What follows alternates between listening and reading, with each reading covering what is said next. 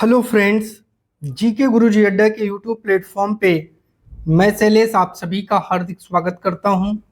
प्यारे साथियों, सीटेट का आप सभी को इंतज़ार है नोटिफिकेशन का, तो मैं आप सभी को बता देता हूं नोटिफिकेशन बहुत जल्द आएगा। आप नोटिफिकेशन का इंतज़ार मत करिए, अपनी तैयारी में लग जाइए, अपनी तैयारी स्टार्ट कर दीजिए। आज हम लोग सीटेट दिसंबर 2024 में 14/12/2024 को जो एग्ज़ाम हुआ था उसके पूरे पेपर का एनालिसिस करेंगे। सबसे पहले हम लोग चाइल्ड साइकोलॉजी, फिर उसके बाद हम लोग एसएसटी, फिर उसके बाद हम लोग लैंग्वेज पर चलेंगे। आप लोगों से विनम्र निवेदन है, चैनल पर अगर पहली बार जुड़े हैं तो चैनल को सब्सक्राइब कर लीजिए, वीडियो को लाइक और दोस्तों तक शेयर जरूर कर दीजिए। आइए, सबसे पहला पार्ट जो हम डिस्कशन करने वाले हैं वो है चाइल्ड डेवलपमेंट एंड पेडागॉजी, बाल विकास व शिक्षा शास्त्र। और आइए हम लोग चलते हैं अपने पहले क्वेश्चन पर, और पहले क्वेश्चन का राइट जवाब देखते हैं क्या होगा। पहला क्वेश्चन है, प्रगतिशील शिक्षा के हिमायती इनमें से किस कथन से सहमत होंगे? तो आप सभी को बताना है। अब ऑप्शन पर चलते हैं। पहला ऑप्शन है, बचपन एक अलग जीवन चरण है। प्रगतिशील शिक्षा को ध्यान में रख करके आपको जवाब देना है। बचपन एक अलग जीवन चरण है जिसमें बच्चे के रूप में वे क्या हैं के बजाय वे वयस्कों के रूप में क्या बनेंगे ज्यादा महत्व रखता है। क्या बताइए, ऐसा है? बिल्कुल नहीं है मेरे भैया, सब बिल्कुल नहीं है। बच्चे स्वाभाविक रूप से अच्छे होते हैं और उन्हें समाज भ्रष्ट करता है। आप बताइए, समाज किसी को भ्रष्ट करता है? नहीं। अगर आप गलत नहीं बनना चाहते हैं तो आप क्या होंगे? आप कभी मतलब भ्रष्ट नहीं होंगे। बच्चे स्वाभाविक रूप से असभ्य होते हैं, ये तो गलत है। उन्हें नैतिक मानव बनाने के लिए सामाजिकरण आवश्यक है, हाँ ये गलत है, बिल्कुल गलत है। बच्चे एक सामाजिक, सांस्कृतिक, आर्थिक संदर्भ में पैदा होते हैं और यह पृष्ठभूमि उनके विकास को प्रभावित करती है। बिल्कुल, चौथा जवाब आप सभी का राइट जवाब हो जाएगा। प्रश्न संख्या 2, विकास के खाली स्थान है आयाम के तहत भावनाओं, आत्मधारणा तथा परिवारों, साथियों और दोस्तों के साथ पारस्परिक संबंधों में परिवर्तन का अध्ययन क्या कहलाता है? तो ये आपका मनोसामाजिक आयाम के तहत होता है, ये याद रखिएगा, ठीक है। ना तो ये भौतिक है, ना ये संज्ञानात्मक है, और ना ही ये भाषाई है, ठीक है। चलिए, तीसरा प्रश्न कह रहा, व्यवहार, रुचियां, दृष्टिकोण, कौशल और व्यक्तित्व लक्षण जिन्हें एक संस्कृति विशिष्ट जेंडर के लिए उपयुक्त मानती है उन्हें के रूप में संदर्भित किया जाता है, और यह होते हैं। 2 खाली स्थान है, दोनों में क्या भरा जाएगा? पहला ऑप्शन कह रहा है जेंडर, उन्हें जेंडर पहचान के रूप में संदर्भित किया जाता है और ये आनुवंशिक रूप से निर्धारित होते हैं, तो पहला तो गलत हो जाएगा। ये एक जेंडर भूमिकाएं हैं, बिल्कुल ठीक है। तो जेंडर पहचान वाला ऑप्शन तो गलत, दूसरा और तीसरा इनमें जेंडर भूमिकाएं हैं, लेकिन ये आनुवंशिक रूप से निर्धारित नहीं होते, क्योंकि अभी आपने ऊपर गलत किया है तो ये भी ऑप्शन गलत। अब जेंडर यहाँ गलत है, तो ये जो दूसरा ऑप्शन बचा ये जेंडर भूमिकाएं हैं और सांस्कृतिक रूप से इनको परिभाषित किया जाता है। क्वेश्चन नंबर 4 पर चलते हैं। क्या कह रहा है? 2 कथन दिया गया है, दोनों को पढ़ना है और इसको हल करना है। एक समावेशी कक्षा में, पहला ए कह रहा है समावेशी कक्षा आप जानते होंगे, जहां सभी बच्चों को बैठा करके समान भाव से शिक्षा दी जाए। सभी पाठ्यचर्या अनुकूलन के शैक्षिक मानकों को विशेष बच्चों के लिए निम्न स्तर करने के लिए निर्देशित किया जाना चाहिए। क्या ऐसा किया जाना चाहिए? आप लोग मुझे बताइए। बिल्कुल नहीं भैया, ये समावेशी शिक्षा की बात कहाँ होगी फिर अगर आप ऐसा कर रहे हैं। विशेष बच्चों की मुख्य धारा की कक्षा में सीखने की कोई संभावना नहीं, गलत। ये तो उल्लंघन हो जाएगा। वो तो कहता है कि विशेष बच्चे भी एक ही कक्षा में बैठ करके पढ़ें, तो कह सकते हैं कि दोनों के दोनों हमारे गलत हैं, इसलिए पहला ऑप्शन सही। पांचवा, जीन पियाजे के संज्ञानात्मक विकास के सिद्धांत के अनुसार आपको उत्तर देना है। क्या होगा आइए जानते हैं। कह रहा है कि संज्ञानात्मक विकास से सिद्धांत से जुड़ा है, ये याद रखिएगा। पूर्व ज्ञान सीखने की प्रक्रिया में कोई भूमिका नहीं निभाता। आप मुझे बताइए, अगर आप साइकिल जैसे जैसे आप साइकिल चलाए या आप बाइक चलाए या आप कार चलाए या आप ट्रक चलाए, तो कह रहा है कि जो पूर्व ज्ञान है वो सीखने की प्रक्रिया में हेल्प नहीं करता। अगर आप कार चलाना जानते हैं, आप बस चलाने जा रहे हैं, तो आपको हेल्प नहीं मिलेगी। बिल्कुल मिलेगी भैया, गलत है। परिपक्वता जैसे जैविक कारक संज्ञानात्मक विकास में कोई भूमिका, अरे यार गलत है भैया। परिपक्वता की भूमिका तो बहुत ज्यादा जरूरी होती है। तीसरा कह रहा है ऑप्शन, सीखने के अनुभव बच्चों के संज्ञानात्मक क्रियाओं के वर्तमान स्तर पर निर्भर करते हैं। चौथा भी पढ़ लेते हैं, अनुभवों के माध्यम से सीखने के बजाय याद करना। देखो ये शब्द आ गया ना, इसको प्राथमिकता की बात कर रहा है। मैंने टैग वर्ड आपसे 50 बार बताया है, मेरी वीडियो है, जाकर के टैग वर्ड देख लीजिए। और यहाँ टैग वर्ड का कितना महत्व देखिए। ये ऑप्शन पूरा गलत हो गया और तीसरा का ऑप्शन आपका ऑटोमेटिक सही हो गया।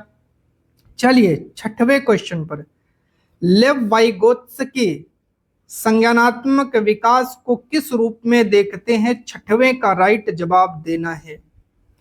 ये जो इनका कॉग्निटिव डेवलपमेंट है, ये कॉग्निटिव डेवलपमेंट की बात कर रहे हैं।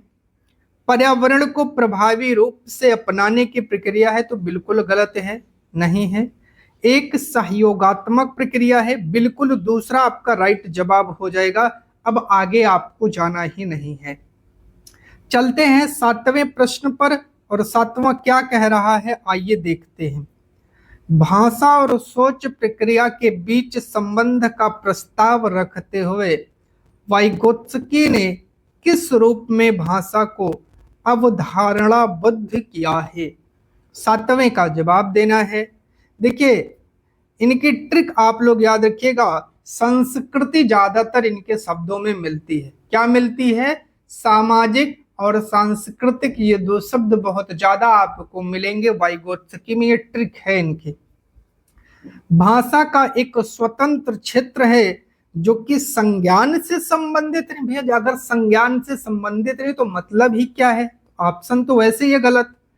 भाषा एक सांस्कृतिक उपकरण है जो संज्ञान को कई तरीकों से सुगम बनाती है।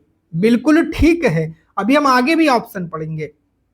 भाषा आत्म केंद्रित भाषा का एक रूप है जिसका प्रयोग केवल, देखिए ये केवल शब्द आ गया, मैं बार बार बताया था टैग वर्ड याद करिए, ये भी ऑप्शन गलत। भाषा संज्ञानात्मक क्षमताओं के विकास में बाधा डालेगी, भैया गलत है, तो आपका दूसरा राइट जवाब हो जाएगा। अब इसमें कोई डाउट नहीं है। आठवें पर चलते हैं। निम्न में से कौन सा प्रदर्शन लक्ष्य अभिविन्यास का एक उदाहरण है? आठवें का राइट जवाब दीजिए, लक्ष्य अभिविन्यास। ठीक है, गोल ओरिएंटेशन, अंग्रेजी में इसको बोलते हैं गोल ओरिएंटेशन, जो गोल को टारगेट करे। एक छात्र अपनी समझ को आगे बढ़ाने के लिए कड़ी मेहनत करता है, ये तो सारे बच्चे करते हैं, ये गलत है। एक छात्र किसी विषय की गहरी समझ हासिल करने के लिए कठिन अध्ययन करता है, ये भी गलत है। बात को समझना है, गोल ओरिएंटेशन चीज क्या है? एक छात्र अच्छा ग्रेड पाने और दूसरों से बेहतर होने के लिए कड़ी मेहनत करता है। देखिए गोल क्या है? एक तो दूसरों से उसको बेहतर होना है, दूसरा गोल क्या है? अच्छा ग्रेड पाना है। तो ये ऑप्शन कहीं ना कहीं ठीक है। अभी हम चौथे पर चलेंगे। एक छात्र शिक्षक से अधिक सीखने के लिए कठिन अध्ययन करता है, तो ये भी ऑप्शन गलत है। तीसरा प्यारे साथियों आपका राइट जवाब हो जाएगा। ठीक है, चलिए क्वेश्चन नंबर 9। लेव वाइगोत्स्की के सिद्धांत का पालन करते हुए एक शिक्षक को क्या करना चाहिए? जरा आप लोग बताइए। अपने विद्यार्थियों के साथ पारस्परिक अध्यापन का पालन करना चाहिए। देखिए ऑप्शन तो ठीक है, अभी मैं इससे गलत नहीं काटूंगा, मुझे सारे ऑप्शन पढ़ने हैं। विद्यार्थियों द्वारा सांस्कृतिक, देखिए एक शब्द आया हतोत्साहित।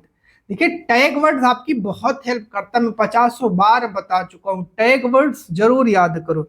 ये ऑप्शन तो वैसे ही गलत। विद्यार्थियों द्वारा कंठस्थ, कंठस्थ शब्द आ गया, ये भी ऑप्शन गलत। विद्यार्थियों को एक दूसरे के साथ प्रतिस्पर्धा करने के लिए प्रतिस्पर्धा नहीं कराना, यह भी निगेटिव है। तो मेरे प्यारे साथियों पहला ऑप्शन आपका राइट जवाब हो जाएगा। 10 पर चलते हैं।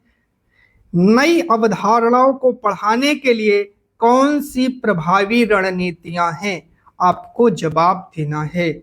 तो आइए देखते हैं। उदाहरण प्रस्तुत करना, बिल्कुल सही है भाई। अगर आप कोई नई अवधारणा, कोई नई चीज पढ़ा रहे हैं तो उदाहरण तो देना पड़ेगा। गैर उदाहरण प्रस्तुत करना, क्या ये सही है? तो ठीक है, आप गैर उदाहरण प्रस्तुत किए भी आप पढ़ा सकते हैं, सब कोई जरूरी नहीं कि उदाहरण प्रस्तुत करके ही पढ़ाएं। तीसरा, अवधारणाओं के बीच संबंधों के बारे में सोच को बढ़ावा देना, बिल्कुल इसको तो करेंगे ही।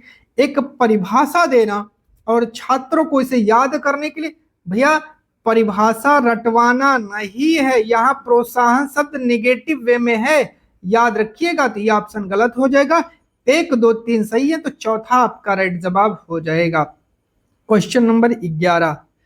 निम्नलिखित में से किस विधि में शिक्षक और विद्यार्थी अपनी भूमिकाओं का विनिमय करते हैं? क्या करते हैं? विनिमय करते हैं। जरा बताइए 11वां का राइट जवाब क्या होगा?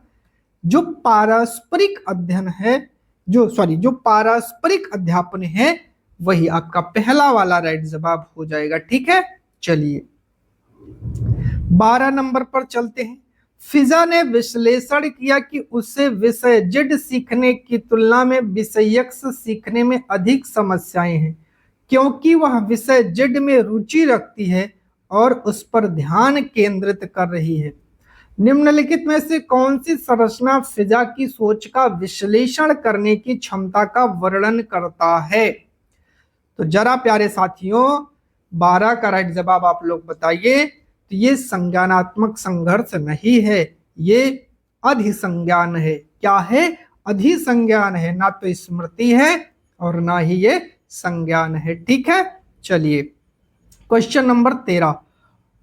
हार्वर्ड गार्डनर के बहुबुद्धि सिद्धांत का प्रस्ताव क्या है? आपको बताना है। तो 13 का राइट जवाब देना है। तो बुद्धिमत्ता अकादमिक सफलता का सफलतापूर्वक अनुमान लगा सकती है, गलत। बात को समझना है तब उत्तर को देना है, याद रखिएगा। ठीक है, बुद्धि समय के साथ बदलती है, बिल्कुल ठीक है। बच्चे की बुद्धि, एक 18 साल के बच्चे की बुद्धि, एक 35 साल के युवा की बुद्धि और एक 60 साल के वृद्ध की बुद्धि में बहुत अंतर मिलेगा। बुद्धि मुख्य रूप से आनुवांशिक विरासत से मिलती है, तो ये गलत हो जाएगा। बुद्धि को सटीक रूप से मापा जा सकता है, यह भी गलत है। आपका दूसरा राइट जवाब हो जाएगा। क्वेश्चन नंबर 14 क्या कह रहा है? हालांकि अंतर समूह व्यक्तिगत विभिन्नताओं की संभावना मौजूद है, फिर भी स्वाधीनता वाले अधिकांश विद्यार्थी कैसे हैं? जरा बताइए। 14 का राइट जवाब जरा आप लोग दीजिए। कल्पनाशील खेल के उच्च स्तर के कौशल हैं उसका प्रदर्शन करते हैं, बिल्कुल नहीं। उन्नत सामाजिक भावनात्मक पारस्परिकता की उपलब्धि प्राप्त करते हैं, बिल्कुल नहीं। उन्नत संवाद के कौशल प्रदर्शित करते हैं, बिल्कुल नहीं। दिनचर्या या चरणों का सख्ती से पालन करते हैं, तो चौथा आपका राइट जवाब हो जाएगा।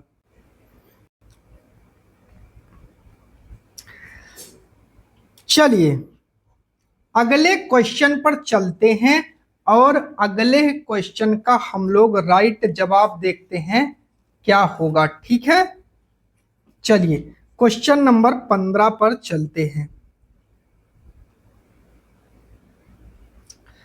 दो कथन है, इसको पढ़ना है, जवाब देना है। भय और तनाव का वातावरण बनाना छात्रों को सचेत और हरदम तैयार रखता है और सीखने को सुसाधित करता है। भैया, बच्चों को डरवाना नहीं है, उनको तनाव नहीं देना है, ये हमारा एनसीएफ साफ साफ मना करता है। क्यों नहीं एनसीएफ आपने पढ़ा? पढ़े होते तो आपको इसका उत्तर पता होता, तो ये गलत हो जाएगा। अधिगम केवल, केवल शब्द नेगेटिव होता है तो वैसे ही गलत है। बाहरी कारकों द्वारा नियंत्रित होता नहीं, स्वप्रेरणा आंतरिक प्रेरणा से भी होता है मेरे भैया। तो पहला राइट जवाब हो जाएगा, दोनों ऑप्शन गलत हो जाएंगे। अब चलते हैं क्वेश्चन नंबर 16 पर चलते हैं और 16 का राइट जवाब देखते हैं क्या होगा। चलिए प्रश्न संख्या 16 पर चलते हैं और 16 का राइट जवाब हम लोग देखते हैं क्या होगा। कह रहा है वर्ग समावेशन का एक उदाहरण। जरा आप लोग बताइएगा कमेंट करके राइट ऑप्शन क्या होगा। चलिए, लोकेश को एक संकल्पना, दिल्ली को दूसरी संकल्पना भारत के उप समूह के रूप में वर्गीकृत करने में परेशानी होती है। बिल्कुल ठीक है, ये वर्ग समावेशन का उदाहरण है। यह समझना कि भावनाएं स्मृति और सीखने को कैसे प्रभावित करती हैं, स्व-विनियमित सीखने को संसाधित कर सकता है। बिल्कुल ठीक है, कह सकते हैं ए और आर दोनों कथन तो सही है, लेकिन पहला दूसरे की व्याख्या नहीं करता है, इसलिए तीसरा आंसर आपका सही हो जाएगा। क्वेश्चन नंबर 17 क्या कह रहा है? निम्नलिखित में से कौन सा कथन नैदानिक आकलन के उद्देश्य का उपयुक्त वर्णन करता है? 17 का राइट जवाब बताना है। उन क्षेत्रों की पहचान करना जहां विद्यार्थियों को अतिरिक्त सहायता या निर्देश की आवश्यकता हो सकती है।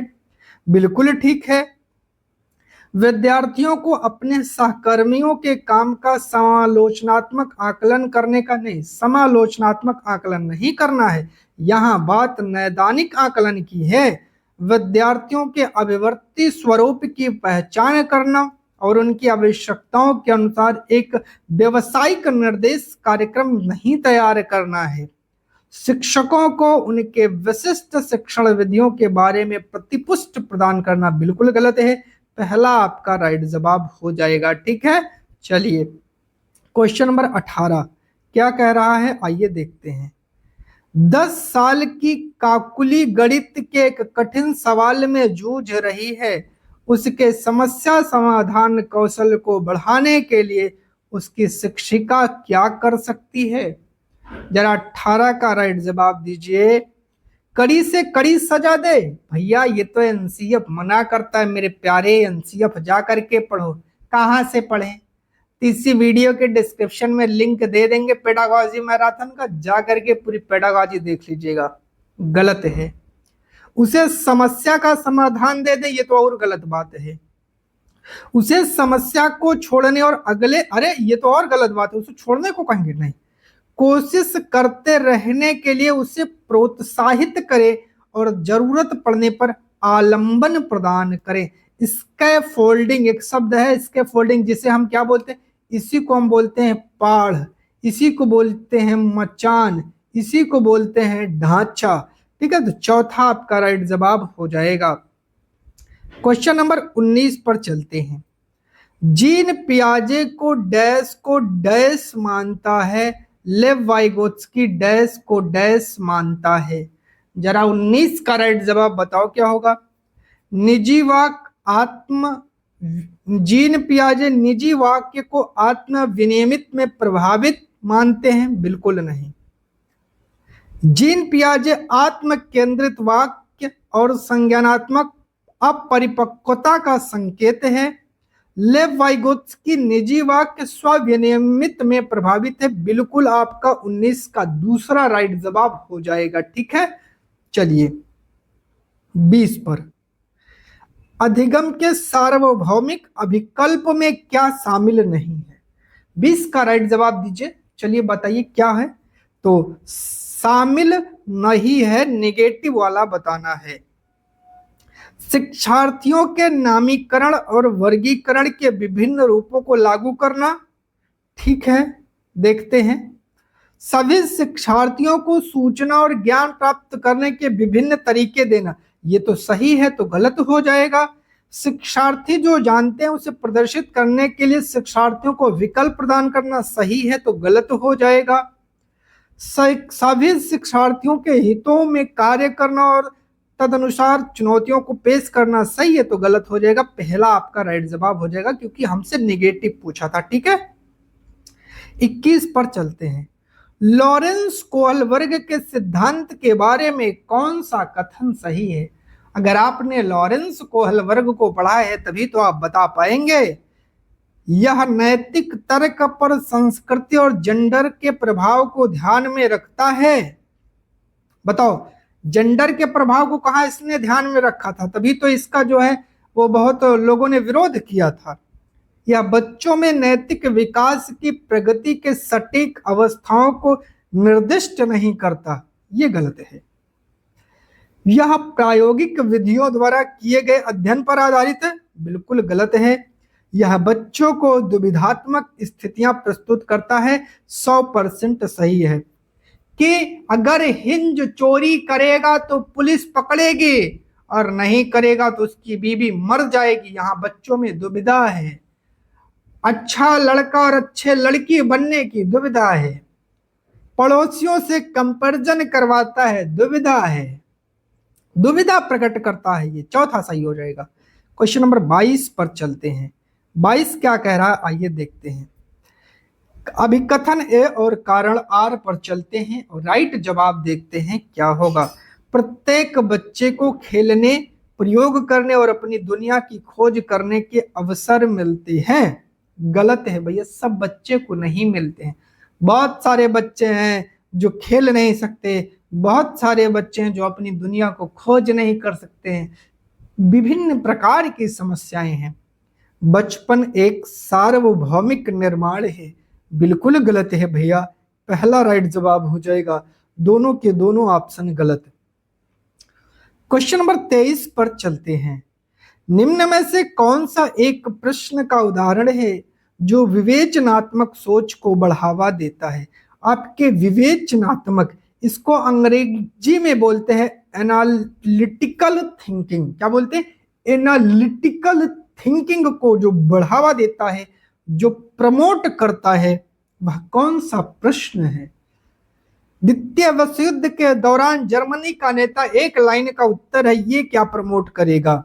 द्वितीय विश्व युद्ध किस वर्ष हुआ था? एक लाइन का उत्तर है, ये क्या विवेकात्मक सोच को बढ़ाएगा? द्वितीय विश्व युद्ध में कौन से देश प्रत्यक्ष रूप से शामिल? रटा रटाया आंसर है। द्वितीय विश्व युद्ध के फैलने में किन कारकों का योगदान है? यहां एनालिटिकल थिंकिंग चाहिए, यहां विवेचनात्मक सोच चाहिए। चौथा राइट जवाब हो जाएगा प्यारे। ठीक है, आगे चले।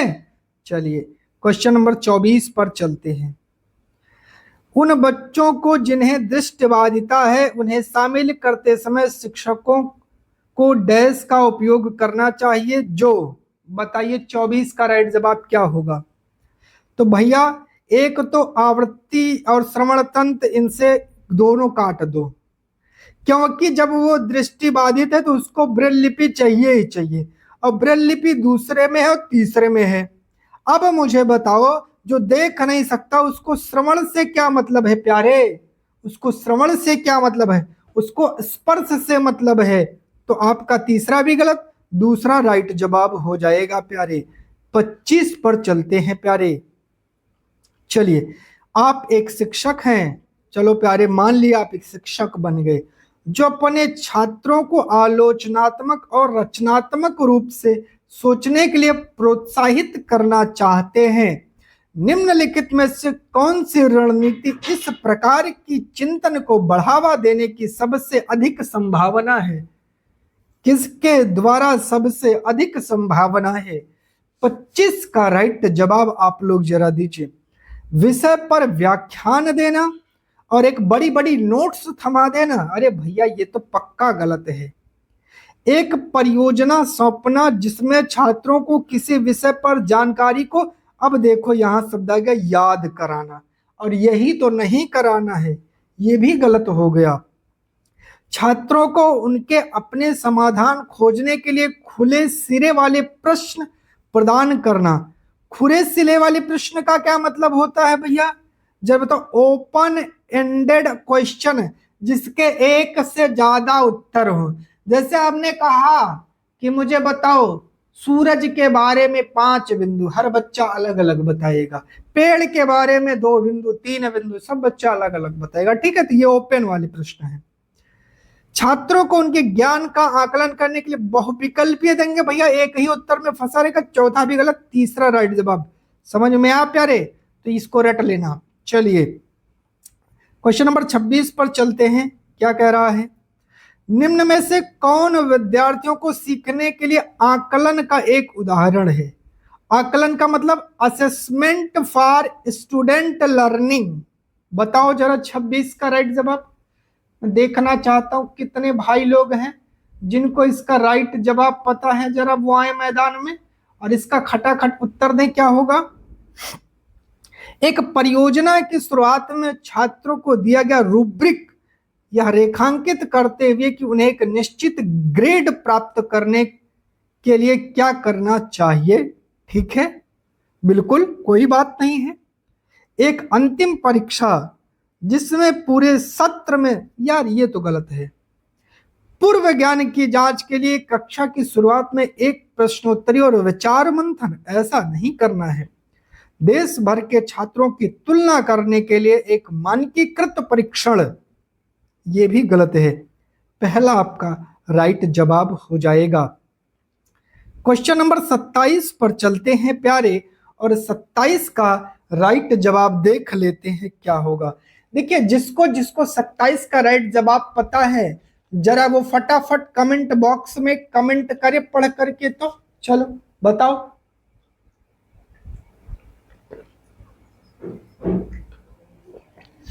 मैं ये जानना चाहता हूं कि किसको किसको इसका उत्तर पता है, जल्दी से बताओ जरा। 27 का राइट जवाब कमेंट बॉक्स में ऑन करो जरा, फटाफट दो। मैं थोड़ी देर बाद बताऊंगा, आप लोग पहले कमेंट करो। चलो 27 का राइट जवाब, चलो आइए देखते हैं। कथन है, कारण है। लड़कों की तुलना में लड़कियों में सामाजिक और सांस्कृतिक कारकों से अधिक प्रभावित होने की जन्मजात प्रवृत्ति होती है। बताओ होती है? नहीं भैया, गलत है, नहीं होती है। लड़कियां आनुवांशिक रूप से लड़कों की तुलना में अधिक संवेदनशील और भावनात्मक रूप से कमजोर होती हैं, जिसके कारण उनकी सामाजिक अपेक्षाओं के अनुरूप होने की संभावना अधिक हो जाती है। बताओ क्या ये सही है? गलत है। पहला राइट जवाब हो जाएगा। चलते हैं 28 पर, और 28 का राइट जवाब देखते हैं क्या होगा। 12 साल की अमाना हर बार डर जाती है कि जब शिक्षिका उसे ब्लैक बोर्ड पर गणित की समस्या का जवाब देने या हल करने के लिए कहती है, क्योंकि उसे डर है कि शिक्षिका उसे डांटेगी और वह शर्मिंदा हो जाएगी। 28 का राइट जवाब क्या होगा भैया? ये सही है। ऐसा उस बच्चे के मन में बिल्कुल विचार आ सकता है। आर कह रहा है जब वो छात्र असुरक्षित और चिंतित महसूस करते हैं तो उनकी शिक्षा पर प्रतिकूल प्रभाव पड़ता है। Adversely affected learning. ठीक है, क्या ये सही है? बोलो जल्दी भैया। 28 का राइट जवाब दो, बिल्कुल सही है। और क्या व्याख्या हो रही है? बिल्कुल हो रही है। तो 28 का राइट जवाब आपका दूसरा ऑप्शन हो जाएगा। 29 पर चलते हैं और 29 का राइट जवाब देखते हैं क्या होगा। कह रहा है एक शिक्षिका छात्रों को उनके पूर्व ज्ञान को नई संकल्पनाओं से जोड़ने के अवसर प्रदान कर अपनी कक्षा में सार्थक सीखने व विवेचनात्मक सोच को सक्षम बनाना चाहती है। निम्नलिखित में से कौन से शिक्षण रणनीति सबसे अधिक प्रभावी होगी? बताओ। 29 का राइट जवाब दो। छात्रों को नई सामग्री से संबंधित कार्य को पूरा करने के तरीके के बारे में चरण दर चरण मार्गदर्शिका प्रदान करना। गलत है भैया, चरण दर चरण नहीं प्रदान करेंगे।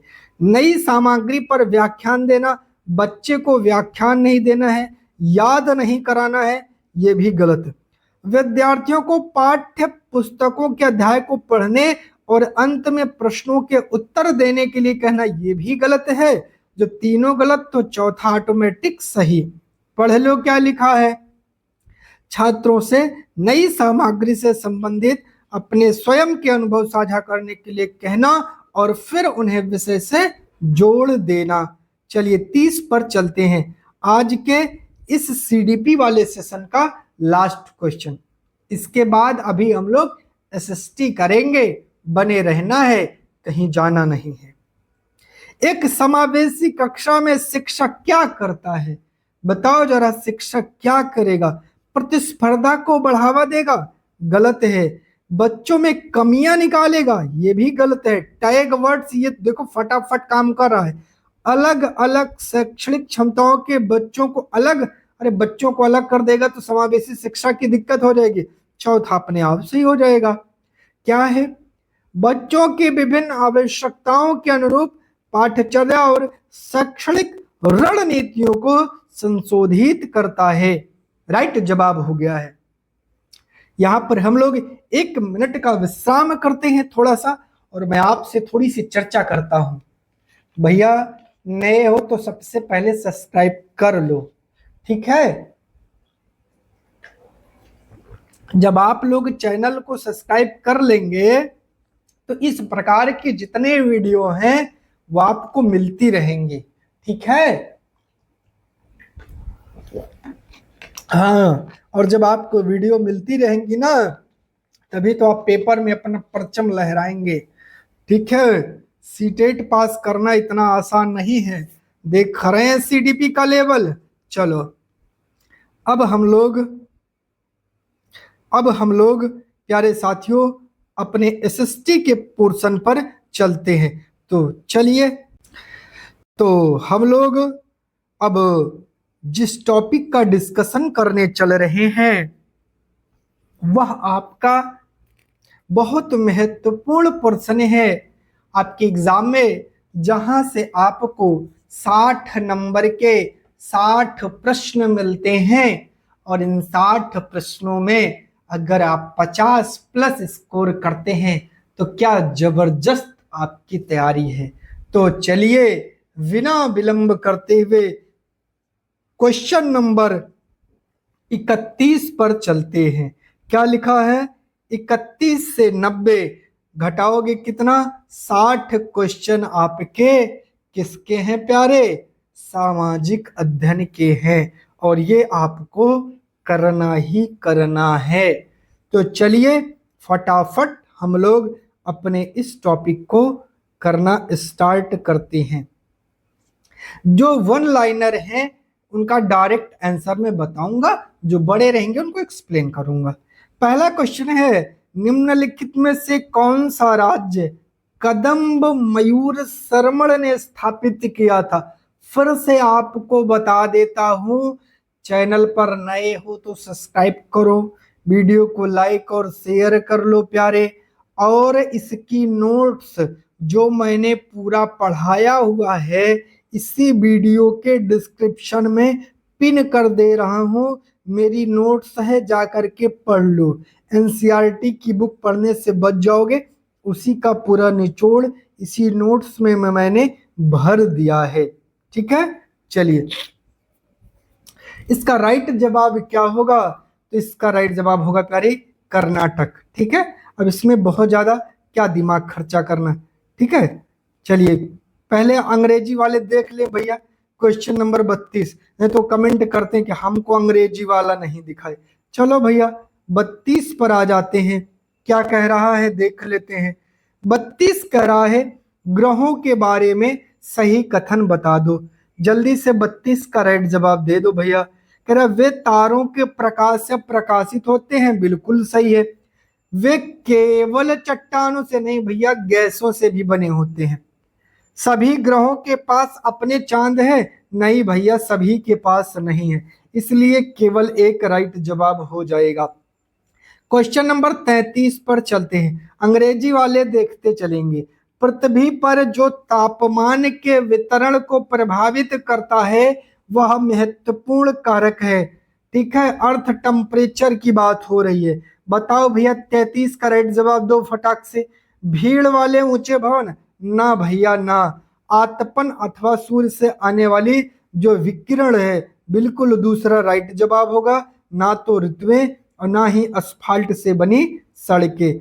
34 पर चलते हैं, चलिए 34 का राय गैर ब्राह्मण आंदोलन पर निम्नलिखित कथनों पर विचार कीजिए और जो सही विकल्प है उसका चुनाव करके जरा 34 का उत्तर दे दीजिए। 34 क्या कह रहा है? चलो भैया देखते हैं क्या होगा 34 का राइट जवाब। तो कह रहा है यह आंदोलन गैर ब्राह्मण जातियों से आया जिन्हें शिक्षा तक पहुंच प्राप्त कर ली थी, बिल्कुल सही है। दूसरा कह रहा आंदोलन ने तर्क दिया कि आर्य लोग मूल लोग थे, तो ये गलत है। उन जो आंदोलन उन गैर ब्राह्मण जातियों से आया जिनके पास धन एवं प्रभुत्व था, बिल्कुल ठीक है, दूसरा राइट जवाब हो जाएगा। 35 पर चलते हैं, निम्नलिखित में से किसने मध्य भारत में चमड़े का काम करने वालों के साथ काम किया तथा सनातनी आंदोलन की शुरुआत किया? तो इसमें थे ये घासीदास, ये याद रख लीजिएगा। ठीक है, चलिए 36 पर चलते हैं। देखो जो छोटे छोटे उनमें क्यों समय हम लोग अपना वेस्ट करें। किस प्रकार की पवनें स्थायी एवं समुद्री समीर होती हैं? जरा 36 का जवाब दे दो भैया। तो क्या स्थानीय पवनें है? नहीं। चक्रवात है? नहीं। इन्हें स्थानीय पवनें कहते हैं, स्थायी पवनें नहीं होती हैं। ठीक है, और मौसमी पवनें भी नहीं कहते हैं। तो 36 का राइट जवाब आपको मिल गया होगा। चलते हैं 37 पर। सामाजिक विज्ञान पढ़ाते हुए कक्षा में एक छात्र आपसे पूछता है कि विषुवत रेखा पर हम सभी देशांतरों के बीच की दूरी का माप कैसे कर सकते हैं? इस मापन हेतु कौन सही उत्तर होगा? बताओ भैया। विषुवत रेखा की दुगनी लंबाई को 90 से विभाजित करना, बिल्कुल नहीं। विषुवत रेखा की लंबाई को 180 से विभाजित करना, बिल्कुल नहीं। विषुवत की लंबाई को 360 से विभाजित करना है, बिल्कुल ठीक है, तब आपको एग्जैक्ट मेजर मिलेगी। ठीक है, चलिए 38 पर चलते हैं। निम्नलिखित में से शैल चक्र का सही क्रम क्या है? सबसे पहले कौन सी शैलें आई हैं? बता दो भैया, सबसे पहले कौन सी शैल आई है?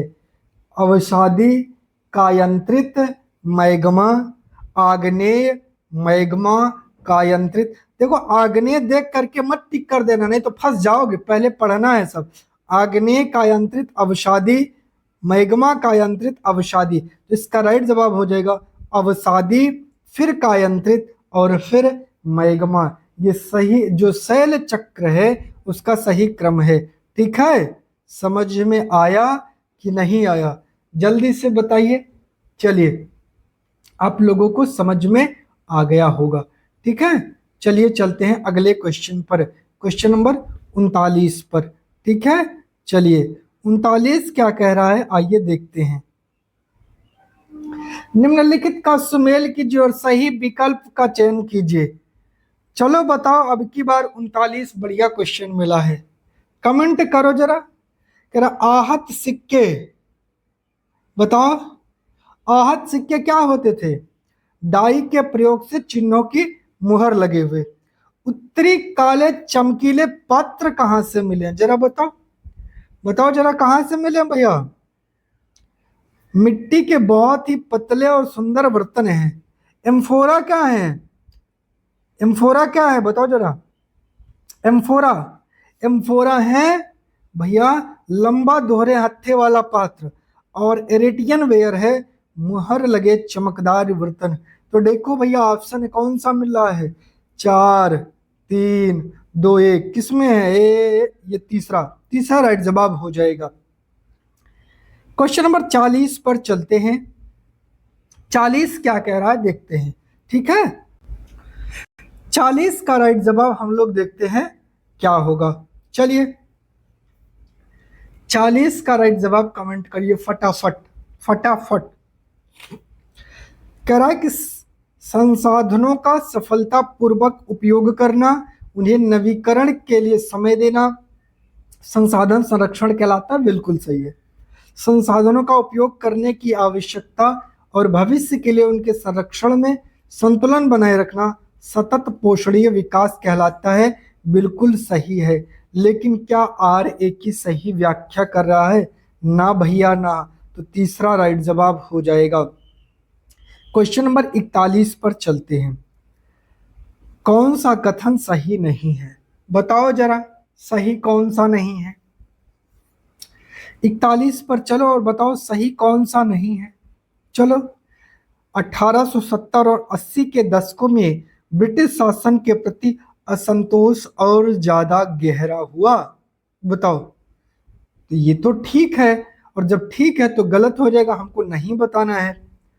78 में आर्म्स एक्ट पारित हुआ, जिसके जरिए भारतीयों द्वारा अपने पास हथियार रखने का अधिकार छिन गया। बिल्कुल सही है, तो गलत हो जाएगा।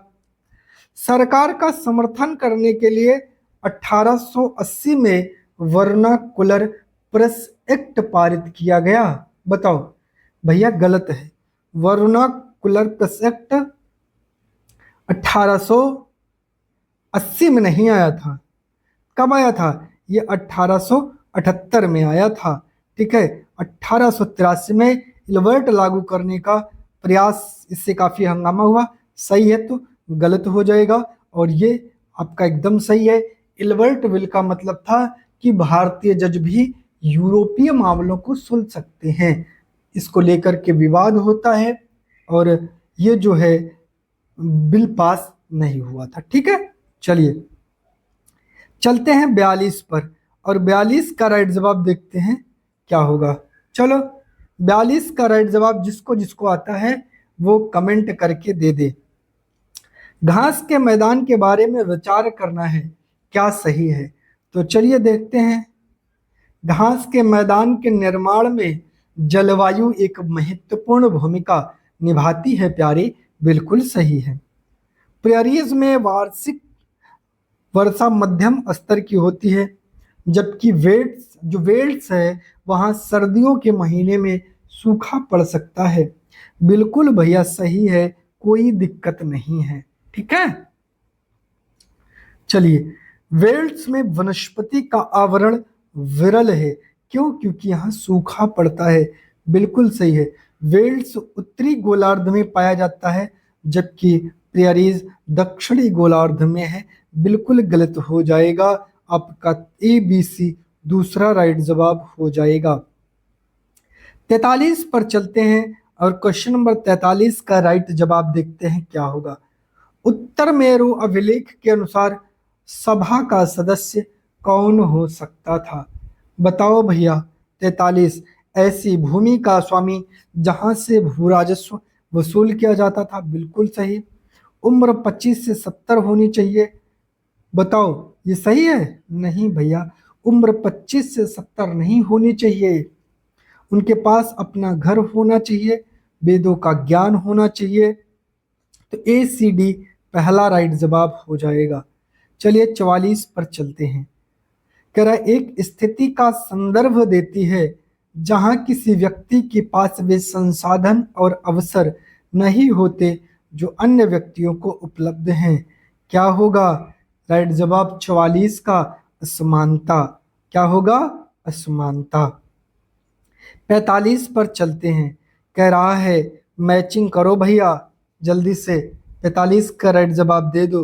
क्या होगा? निर्वाह कृषि जो है, इसमें कह रहा सही युग में सुमेलित है।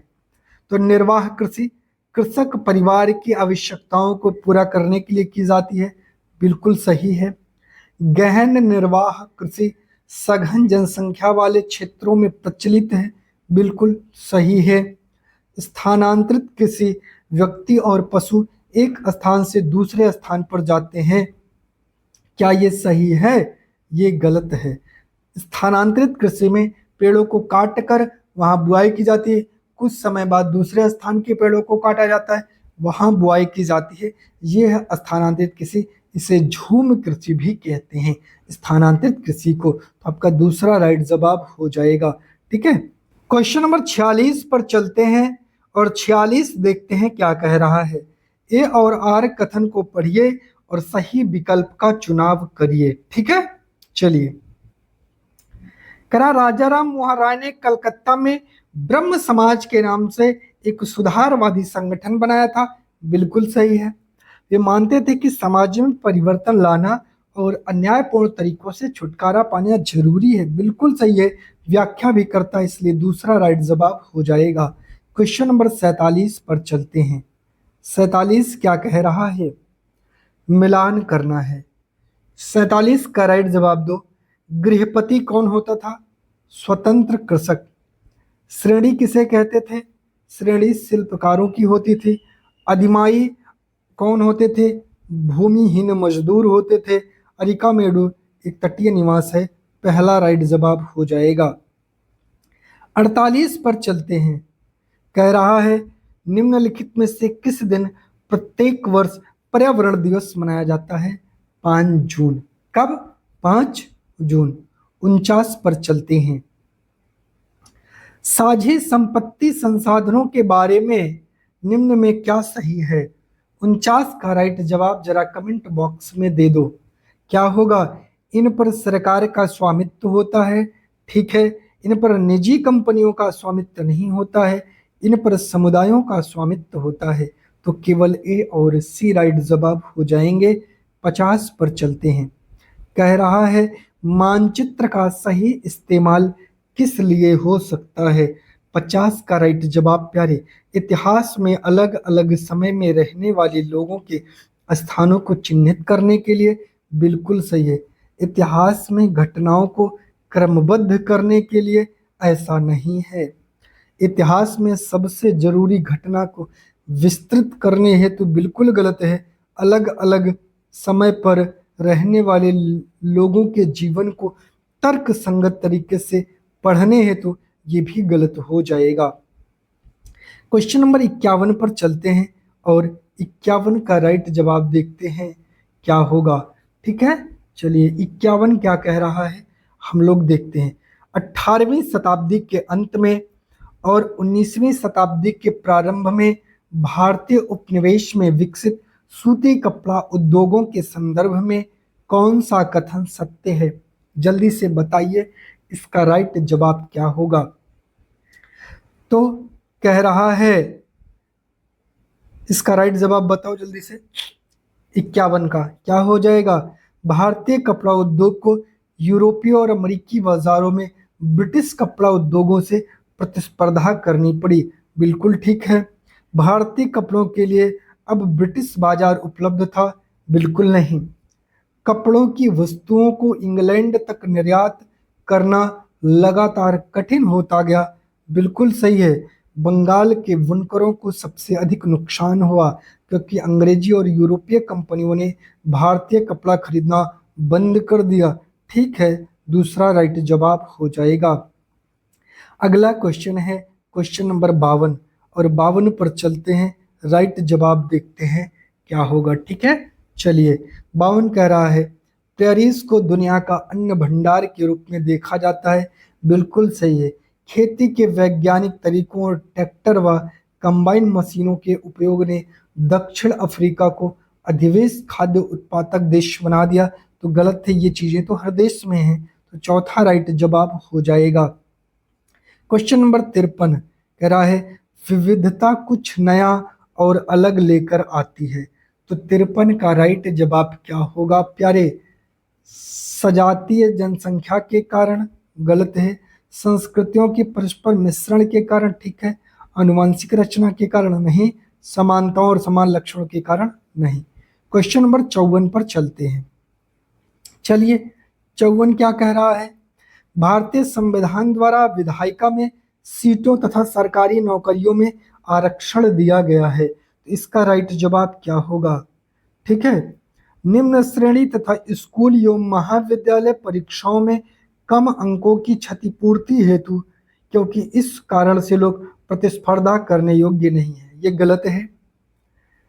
वर्षों के इतिहास, दमन और शैक्षणिक वंचितता के क्षतिपूर्ति हेतु, बिल्कुल। क्या ये सही है? तो बिल्कुल सही है।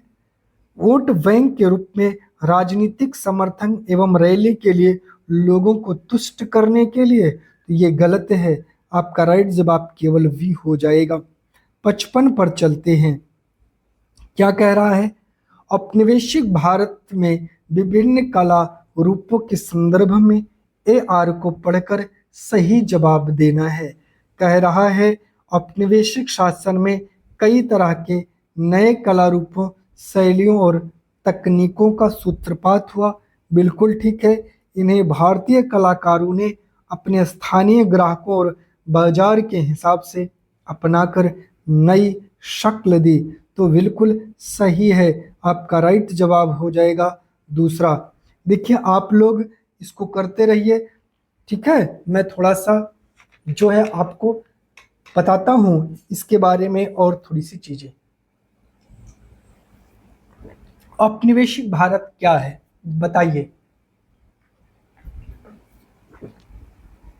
औपनिवेशिक भारत वह भारत है जब भारत पर अंग्रेजों ने राज किया था। ऐसा नहीं है, उनके राज में बहुत सारी नए नए डेवलपमेंट हुए, जैसे रेलवे का विकास हुआ, ठीक है, और बहुत सारी कुप्रथाओं पर बैन लगा। तो कुछ चीजें अच्छी भी रही हैं, ऐसा नहीं कि सारी चीजें खराब थी, ठीक है। चलिए आगे चलते हैं। क्वेश्चन नंबर 56 पर चलते हैं और 56 का राइट जवाब देख लेते हैं क्या होगा। जिसको आंसर पता है वो कमेंट कर देगा। कह रहा निम्नलिखित में किन कारणों से नव पाषाण युगीन जो पुरा पाषाण युगीन स्थलों से अलग हैं। नव पाषाण युग के स्थल, पुरा पाषाण युग के स्थल में आपको डिफरेंस बताना है। तो बताइए। कह रहा कि ओखले और मूसल का प्रयोग अनाज को पीसने के लिए होता था, ठीक है। बर्तनों का प्रयोग खाना बनाने के लिए किया जाता था, ठीक है। विभिन्न प्रकार की चीजों से कपड़े बुने जाते थे, ठीक है। पत्थर के औजारों का प्रयोग आरंभ हो गया था। ये चौथा आपका गलत हो जाएगा। राइट जवाब तीसरा हो जाएगा। क्वेश्चन नंबर 57 पर चलते हैं और 57 का राइट जवाब देखते हैं क्या होगा, ठीक है। चलिए 57 का राइट जवाब आप लोग दीजिए। ए और आर को पढ़िए। 19वीं शताब्दी के अंत तक लोहे के प्रगलन की कला का पतन हो गया। अधिकांश गांव में भट्टियां अनुपयोगित हो गई। बिल्कुल ठीक है, उनका कोई उपयोग नहीं रहा। लोहा प्रगालक को जंगल विभाग को एक उच्च कर का भुगतान करना पड़ता था, जिसने उनकी आय कम कर दी। बिल्कुल ठीक है। तो और व्याख्या कर रहा है कि नहीं कर रहा है? व्याख्या कर रहा है, इसलिए दूसरा राइट जवाब हो जाएगा। क्वेश्चन नंबर 58 पर चलते हैं। 58 का राइट जवाब देखते हैं क्या होगा। करा निम्नलिखित में से स्थानीय शासन का चुना हुआ सदस्य वार्ड पंच, सरपंच, वार्ड पार्षद, सचिव, इसकी नियुक्ति सरकार के द्वारा होती है, याद रखिएगा। तो कौन कौन सा है? ए बी डी पहला राइट जवाब हो जाएगा, ठीक है। चलिए 58 हो गया, ठीक। 59 पर चलते हैं। निम्नलिखित में से किस तारीख को गांधी जी ने भारतीयों को रॉलेट एक्ट के अहिंसक विरोध का दिन मनाने को कहा था? वाह भाई वाह, क्या गजब का ऑप्शन सेट किया है। 6 दिसंबर, 13 अप्रैल, 6 अप्रैल और 15 दिसंबर। देखिए दिसंबर का महीना तो हो नहीं सकता है। अब आपको कंफ्यूजन आएगी 6 को कि 13 को। जरा बताओ भैया कौन सा होगा? 59 का राइट जवाब दो जल्दी से। कौन सा होगा?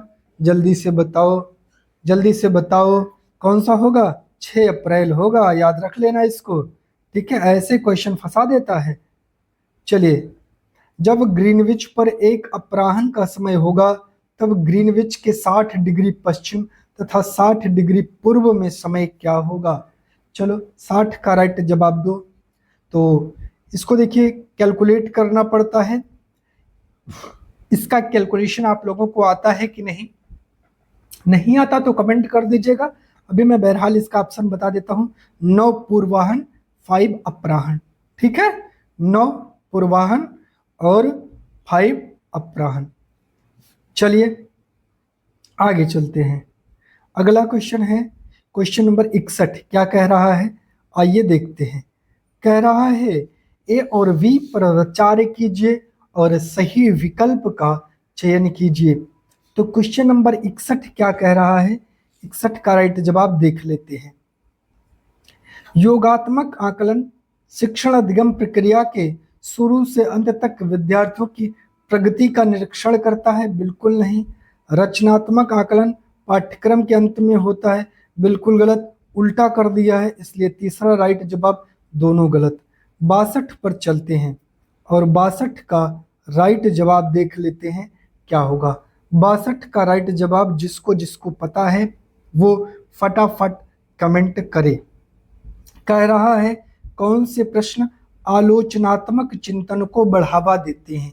देखिए आलोचनात्मक का मतलब होता है प्यारे जिसके उत्तर में सकारात्मक पक्ष भी हो नकारात्मक पक्ष भी हो, एक बैलेंस बना करके जो उत्तर दिया जाता है। तो आइए देखते हैं वे विभिन्न तरीके क्या हैं जिनके द्वारा सरकार सभी को स्वास्थ्य सेवाएं प्रदान करने हेतु कदम उठा सकती है। चर्चा कीजिए। बिल्कुल ठीक है। अमेजन की तुलना में गंगा नदी में प्रदूषण मानव जीवन को व्यापक रूप से प्रभावित करेगा। कथन की जांच करें। बिल्कुल सही है। ब्राजील एवं भारत की भू आकृति के बीच भेद गलत है। हिमालय की महत्वपूर्ण विशेषताएं गलत है। मुगल प्रशासन में जमींदार की भूमिका गलत है। राइट जवाब दूसरा हो जाएगा। क्वेश्चन नंबर 63 पर चलते हैं। खेतिहर मजदूरों को दी जाने वाली कम मजदूरी के कारण का चुनाव करें। तो इसका राइट जवाब क्या होगा? वे बाजार में मिल रही मजदूरी से संतुष्ट। अरे कौन संतुष्ट होता है भैया? वे कुशल नहीं थे, कुशल नहीं थे तो लोग क्यों पकड़ते उनको काम के लिए? वे एक नियमित काम के लिए भूमि मालिकों पर निर्भर होते थे। बिल्कुल ठीक है। उनमें से अधिकांश लोगों के पास अपनी जमीन नहीं होती थी। तो ठीक ये भी है लेकिन ये कम ठीक है, ज्यादा आपका तीसरा राइट जवाब हो जाएगा। क्वेश्चन नंबर 64 पर चलते हैं। क्या कह रहा है आइए देखते हैं। कह रहा छात्रों के लिए सामाजिक विज्ञान पाठ्यक्रम के गतिविधियों को और अधिक आकर्षक बनाया जा सकता है। कैसे कैसे बनाया जा सकता है? जरा 64 का राइट जवाब दीजिए। व्याख्यान के पक्ष में आलोचनात्मक सोच और चर्चा को कम करने से बिल्कुल नहीं। प्रौद्योगिकी और मल्टीमीडिया संसाधनों का उपयोग करके, बिल्कुल ठीक है। केवल सबसे महत्वपूर्ण, अब केवल आया है तो वैसे ही गलत है। और तथ्यों और आंकड़ों को याद कराना नहीं, ये भी ऑप्शन गलत, तो दूसरा आपका वैसे ही सही हो जाएगा। ठीक है, चलिए 65 पर चलते हैं और 65 का राइट जवाब देखते हैं क्या होगा। ठीक है, चलिए 65 का राय विवरण चार्ट क्या होते हैं? तालिका के रूप में डाटा होते हैं। संबंध चार्ट क्या होते हैं बताओ जरा? ये कार्य कारण में संबंध को बताएंगे। फ्लो चार्ट क्या होते हैं? फ्लो चार्ट क्या होते हैं जल्दी से बताओ। फ्लो चार्ट क्या होंगे? एक प्रक्रिया के चरण हैं और सारणीकरण चार्ट आपका ऐतिहासिक विकास होता है। तो राइट जवाब इसमें आपका दूसरा वाला बन रहा है। ठीक है, चलिए क्वेश्चन नंबर 66 पर चलते हैं। न्यायपालिका की स्वतंत्रता क्या दर्शाती है, बताओ जरा। 66 का राइट जवाब दो। अगर आवश्यकता हो तो न्यायपालिका विधायिका के दबाव में काम कर सकती है, ऐसा कभी नहीं होता। विधायिका और कार्यपालिका न्यायपालिका के काम में हस्तक्षेप नहीं कर सकती। अब यही राइट जवाब मिल गया, आगे आपको पढ़ना ही नहीं है। क्वेश्चन नंबर 67 क्या कह रहा है, आइए देख लेते हैं और 67 का राइट जवाब जान लेते हैं। सामाजिक विज्ञान विषय की प्रकृति के संबंध में सही कथन बताना है। सामाजिक विज्ञान एक गत्यात्मक विषय है जो वाद विवाद और परिचर्चा को उत्पन्न करता है, बिल्कुल सही है। सामाजिक विज्ञान में केवल व्यक्तिगत मानवीय संबंध केवल आ गया, उत्तर गलत। सामाजिक विज्ञान मुख्य रूप से अंतर्विषयी है जिसका केंद्र बिंदु खोज और प्रयोग है, बिल्कुल सही है। सामाजिक विज्ञान का क्षेत्र बहुत ही संकुचित है, गलत है। और केवल है, यह भी गलत है। आपका पहला ए और सी राइट जवाब हो जाएगा। क्वेश्चन नंबर 68 पर चलते हैं और 68 का राइट जवाब देखते हैं क्या होगा। शिक्षक द्वारा सामाजिक विज्ञान के प्रश्न पत्र में 60% भार खुली राय वाले प्रश्नों को दिया जाता है। इस नीति के माध्यम से शिक्षक छात्रों के किस कौशल को जांचना चाहता है, तो 68 का प्यारे राइट जवाब क्या होगा। केवल लेखन कौशल, गलत है। अंतर्वैयक्तिक कौशल, गलत है। तार्किक चिंतन, सृजनात्मक कौशल, अनुप्रयोगात्मक प्रस्तुति कौशल, सी और डी राइट जवाब। तो 68 का तीसरा आपका राइट जवाब हो जाएगा। 69 पर चलते हैं और 69 का राइट जवाब देख लेते हैं क्या होगा। चलिए, क्वेश्चन नंबर 69 क्या कह रहा है, निम्नलिखित में से किस पक्ष पर शिक्षा का अधिकार अधिनियम 2009 में मूल्यांकन कार्य विधियों के भाग के रूप में विचार किया गया। चलिए बताइए क्या होगा। भारतीय संविधान में प्रतिस्थापित मूल्यों का अनुमोदन करना, ठीक है। परीक्षा में मुख्यतः योगात्मक आकलन को सम्मिलित किया जाना, ये गलत है। विद्यार्थियों की शारीरिक क्षमताओं का पूर्ण सीमा तक विकास, बिल्कुल ठीक है। परीक्षाएं स्कूल परिसर में ही होती हैं, ये गलत है। तो ए आपका राइट जवाब हो जाएगा। चलते हैं क्वेश्चन नंबर 70 पर। क्या कह रहा है, ए बी को पढ़िए और सही विकल्प का चयन करिए, ठीक है। चलिए, लोकतांत्रिक समाज के सिद्धांतों की समकालीन चुनौतियां हैं जैसे कि व्यक्तिगत अधिकार और सामाजिक उत्तरदायित्वों के बीच विवाद, बिल्कुल ठीक है। सामाजिक विज्ञान कक्षा के भीतर लोकतंत्र की समस्याओं के अध्ययन में विद्यार्थियों को संलग्न रखने के लिए विवाद समाधान उपागम का प्रयोग किया जा सकता है, ठीक है। तो आपका दूसरा राइट जवाब हो जाएगा। 71, भारतीय संविधान निर्धारित करता है किसको, सामाजिक आंदोलनों में उन लोगों जो सरकार को चुनौती देना चाहते हैं उनकी भागीदारी के लिए नियम, बिल्कुल गलत है। राष्ट्रीय पाठ्यचर्या रूपरेखा, गलत है।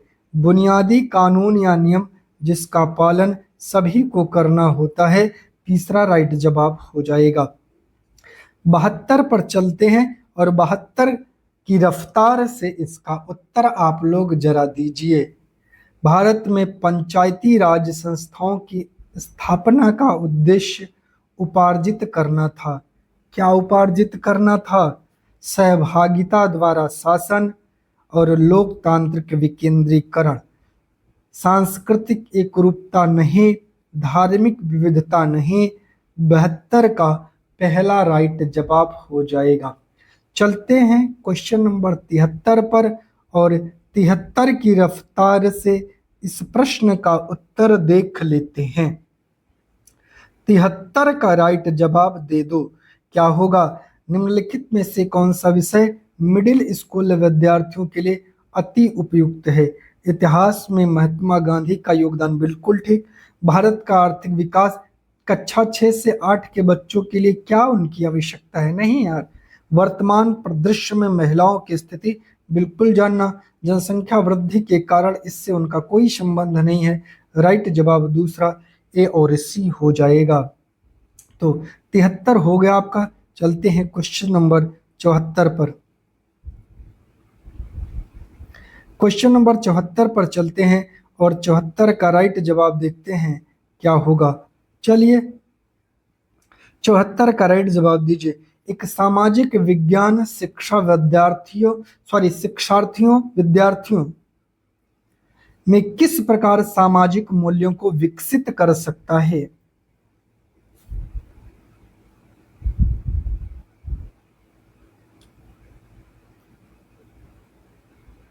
चलिए क्वेश्चन नंबर 74 पर चलते हैं और 74 का राइट जवाब देख लेते हैं क्या होगा। चलिए जिसको जिसको पता है वो कमेंट करते रहें और जिसको जिसको नहीं पता है वो हमारे साथ पढ़ते रहें और जवाब देते रहें। एक सामाजिक विज्ञान शिक्षक विद्यार्थियों में किस प्रकार सामाजिक मूल्यों को विकसित कर सकता है? जल्दी से बताइए। 74 का राइट जवाब दीजिए। अनुशासन के भाव का विकास करके, ठीक है। स्कूल या कक्षा में उपयुक्त रूप से व्यवहार करके, ठीक है। विद्यार्थियों को व्यावसायिक फिल्म देखने के लिए कहना, बिल्कुल नहीं। कक्षा स्कूल परिवेश में उपयुक्त लोकतांत्रिक मूल्यों का पालन कर, आपके जो चौथा ऑप्शन है वो सही हो जाएगा। चलते हैं क्वेश्चन नंबर 75 पर और 75 का राइट जवाब देखते हैं क्या होगा। ठीक है, आप लोग भी थोड़ा सहयोग करें, कमेंट वमेंट करते रहें। 75 क्या कह रहा है? निम्नलिखित में से कौन से शिक्षण विधियां सामाजिक विज्ञान में आ रही चुनौतियों से पार पाने हेतु उपयुक्त हैं? बताइए। एक तो विशिष्ट से सामान्य तक, जटिल से सामान्य तक नहीं, ज्ञात से अज्ञात तक और विश्लेषण से संश्लेषण तक। चौथा आपका राइट जवाब हो जाएगा। क्वेश्चन नंबर 76 पर चलते हैं और 76 का राइट जवाब देख लेते हैं क्या होगा। चलो बताओ भैया। कह रहा है कि सामाजिक विज्ञान कक्षा में शिक्षण में द्वंद्वात्मक उपागम के प्रयोग से क्या तात्पर्य है? विद्यार्थियों की भूगोल की समझ को समृद्ध बनाने हेतु मानचित्र एवं एटलसों का प्रयोग करना नहीं। ज्ञान के विकास की मुख्य विधि के रूप में विद्यार्थी और शिक्षक के बीच वार्ता का प्रयोग करना, यही है द्वंद्वात्मक उपागम। अब आगे मत पढ़ो जब इसी का आंसर मिल गया है। 77 क्या कह रहा है, आइए देख लेते हैं। 77 कह रहा है कि कक्षा में शिक्षक द्वारा पूछे गए निम्न में से कौन से प्रश्न अन्वेषणात्मक और आलोचनात्मक प्रश्न की श्रेणी में आते हैं? चलो बताओ भैया, जरा इसका उत्तर दीजिए आप लोग। क्या क्या हो जाएगा? हिमालय के सबसे दक्षिण भाग को क्या कहा जाता है? बिल्कुल नहीं। क्या सूर्य एक तारा क्यों है? बिल्कुल ठीक है। उत्तरी मैदान में अधिक जनसंख्या क्यों निवास करती है? बिल्कुल ठीक है। पाक जल संधि किन दो देशों के बीच है? ये तो फिक्स आंसर है। तो बी और सी दूसरा राइट जवाब हो जाएगा। क्वेश्चन नंबर 78 पर चलते हैं और 78 का राइट जवाब देख लेते हैं क्या होगा। चलिए आप लोग 78 का राइट जवाब दीजिए। कह रहा है छोटी कार्यशालाएं और कारखाने अनियमित श्रमिकों को रोजगार देने में तहरीज देते हैं, क्योंकि बताओ भैया 78 का राइट जवाब क्या होगा? राज्य ने पहले ही श्रमिकों के लाभ का ख्याल रखा हुआ है? नहीं, ऐसा नहीं है। उन्हें बिना किसी पूर्व नोटिस के नौकरी से आसानी से निकाल सकते हैं। उनमें अधिकांश शिक्षित नहीं है, ये गलत है, शिक्षित होते हैं। उन्हें न्यूनतम संभावित वेतन दिया जा सकता है। तो बी और डी राइट जवाब हो जाएगा। क्वेश्चन नंबर 79 क्या कह रहा है? नेल्सन मंडेला ने कैद के 28 वर्ष हजारों अश्वेत लोगों के साथ बिताए। 79 का राइट जवाब होगा, ये तो सभी को पता है, रंग भेद का विरोध करने और अलगाव की नीतियों के खिलाफ एक विस्तृत संघर्ष था। चलिए चलिए क्वेश्चन नंबर अगले पर चलते हैं, 80 पर, और 80 का राइट जवाब देखते हैं क्या होगा। ठीक है, 80 क्या कह रहा है, आइए देखते हैं। ग्राम सभा के बारे में कौन सा कथन गलत है? बताओ जरा भैया। ग्राम सभा के सचिव का कार्य ग्राम सभा की बैठक और उसमें हुई चर्चा के निर्णयों का रिकॉर्ड रखना होता है? बिल्कुल नहीं। ग्राम पंचायत के कार्य को ग्राम सभा से स्वीकृति लेनी पड़ती है? गलत पूछा है, ये याद रखना। वो सब तो सही है, ये भी गलत है। ग्राम सभा का एक सचिव निर्वाचित होता है, बस यही है। क्योंकि सचिव जो है ये सरकार का आदमी है, और जो सरकार का है वो प्रतियोगी परीक्षा देकर के आता है, निर्वाचित नहीं होता है। 81 पर चलते हैं। कह रहा है 19वीं शताब्दी के दौरान आधुनिक आदिवासी इतिहास में कौन सा धर्म एक बहुत ही महत्वपूर्ण धर्म था? 81 का राइट जवाब हो जाएगा ईसाई धर्म, क्रिश्चियनिटी। ठीक है, चलिए 82 क्या कह रहा है, आइए देखते हैं। ए और बी को पढ़िए और सही विकल्प का चुनाव करिए। देखिए मैं आपके लिए लगातार मेहनत कर रहा हूँ, लगातार मेहनत कर रहा हूँ। आप लोगों से एक विनम्र निवेदन है, एक गुजारिश है, आप लोग वीडियो को शेयर करिएगा। एक वीडियो को बनाने में ना बहुत मेहनत लगती है। उस वीडियो को पूरा देखिए, वहाँ से निचोड़ लीजिए, मेहनत करिए, खुद को सफल बनाइए। चलिए 82 पर चलते हैं। क्या कह रहा है देख लेते हैं। कह रहा है 1909 में बने गवर्नमेंट ऑफ इंडिया एक्ट के तहत कुछ हद तक भारत में निर्वाचित प्रतिनिधियों की व्यवस्था को मंजूरी दी गई। ठीक है, 1909 के गवर्नमेंट ऑफ इंडिया एक्ट में सभी वयस्कों को वोट डालने का अधिकार बिल्कुल नहीं दिया गया, केवल एक सही है। बात करते हैं क्वेश्चन नंबर 83 के, और 83 का राइट जवाब देख लेते हैं क्या होगा। ठीक है, 83 क्या कह रहा है, कह रहा है सामाजिक विज्ञान में समालोचनात्मक सोच महत्वपूर्ण है। अब बताओ भैया 83 का राइट जवाब क्या होगा? तो यह छात्रों को परीक्षा पास कराने में मदद करती है, गलत। छात्रों को उत्तर का अनुमान लगाने में अनुमति देती है, गलत। छात्रों को अधिक आसानी से याद रखना, वैसे गलत है। तो डी क्या कह रहा है, छात्रों को उच्च स्तरीय सोच के लिए तैयार करती है, बिल्कुल ठीक है। और यह समस्या समाधान की क्षमता को प्रोत्साहित करती है। ठीक है, पहला राइट जवाब हो जाएगा। क्वेश्चन नंबर 84 पर चलते हैं। भारतीय राज्यों और केंद्र शासित प्रदेशों में निर्धनता की प्रवृत्तियां एवं उनके तुलनात्मक अध्ययन को समझने हेतु सर्वोत्तम शिक्षण अधिगम प्रणाली कौन सी होगी? जरा 84 का राइट जवाब दो प्यारे, क्या हो जाएगा 84 का राइट जवाब?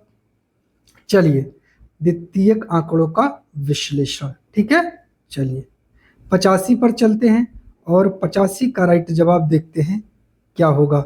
आप लोग जरा 85 का राइट जवाब कमेंट करिए। तो निम्नलिखित में से कौन सा प्रश्न संज्ञानात्मक क्षमताओं के मूल्यांकन पक्ष को आंकते हैं? पोषण अभियान भारतीय बच्चों के पोषण स्तर को सुधारने हेतु एक महत्वपूर्ण कार्यक्रम है। साक्ष्यों सहित कथन की जांच कीजिए। ठीक है, 2 शताब्दियों के भारत में औपनिवेशिक शासन ने भारत को अनिवार्य सामाजिक परिवर्तन की स्थिति में छोड़ दिया। क्या आप इस कथन से सहमत हैं? व्याख्या कीजिए। ठीक है, जनधन योजना की महत्वपूर्ण विशेषताएं, तो इसकी तो विशेषताएं रटी रटाई हैं। 1991 के उत्तरार्ध में भारत में गरीबी और बेरोजगारी में गिरावट आई, कथन का औचित्य सिद्ध कीजिए। ये दोनों सही नहीं है, आपका राइट जवाब ए और बी हो जाएगा। क्वेश्चन नंबर 86 पर चलते हैं। शिक्षिका अपनी कक्षा के बच्चों को 4 समूह में विभाजित करके जल के स्रोतों के नाम लिखने को देती है, और उसके बाद प्रत्येक समूह से जल के स्रोतों पर चर्चा कराती है। पाठ योजना के 5 उपागम के तहत कौन सा सबसे पहले प्रयास करेगी? तो बताइए भैया 86 का राइट जवाब क्या होगा? सबसे पहला संलग्न करना होगा। ठीक है, चलिए 87 क्या कह रहा है? एक शिक्षिका चाहती कि छात्र ग्राम पंचायत जैसे सरकारी निकायों के कामकाज को समझे। निम्नलिखित में से कौन सा आंकड़े संग्रह का स्रोत प्रत्यक्ष और प्रामाणिक जानकारी प्रदान करेगा? ये तो सभी को पता होने वाला कि अध्ययन यात्रा। क्या? अध्ययन यात्रा। ठीक है, चलिए बात करते हैं 88 का। एक धारणा की विज्ञान के लिए एक तकनीकी दिमाग की आवश्यकता होती है। लड़कियां तथा महिलाएं तकनीकी चीजों से निपटने में सक्षम नहीं है। 88 का राइट जवाब क्या हो जाएगा? यह एक रूढ़िबद्ध धारणा है, याद रखिएगा। 89 क्या कह रहा है? एक क्षेत्रीय भ्रमण के लिए विद्यार्थियों में किस कौशल को सबसे पहले विकसित किया जाना चाहिए? इसका राइट जवाब हो जाएगा अवलोकन कौशल को। आज के सेशन में एसएसटी का लास्ट क्वेश्चन, रोहित ने पाया कि उसकी कक्षा की कुछ बच्चे मानचित्र पर अक्षांश व देशांतर रेखाओं की स्थिति को स्पष्ट नहीं कर पाते हैं। बच्चों को इसमें सक्षम बनाने में मदद करने के लिए रोहित को क्या करना चाहिए? बता दो प्यारे, रोहित को क्रियात्मक अनुसंधान करना चाहिए। तो प्यारे साथियों, आप लोगों ने ये 60 क्वेश्चन किया। पहले आपने सीडीपी किया, फिर आपने एसएसटी किया। अब मैं आपको ले चलने वाला हूं आपके हिंदी लैंग्वेज पर। उस लैंग्वेज के 30 प्रश्न आप लोग करके तब बताइए आपकी तैयारी का लेवल क्या है। आप इन प्रश्नों में अपने आप को कहाँ देखते हैं, कितनी आपकी तैयारी बढ़िया से चल रही है। ठीक है, पहली बार जुड़े हैं तो सब्सक्राइब करिए, वीडियो को लाइक और दोस्तों तक शेयर करिए। ठीक है, चलिए अब चलते हैं लैंग्वेज फर्स्ट हिंदी पर। ठीक है, चलिए तो चलिए साथियों, हम लोग अब भाषा वन हिंदी पर चलते हैं। क्वेश्चन नंबर 91 से 120 तक आपको हिंदी के प्रश्न मिलेंगे। सबसे पहले एक गद्यांश दिया है, इस गद्यांश को पढ़ना है। देखिए, गद्यांश को आप लोग बहुत अच्छे तरीके से पढ़ा करिए।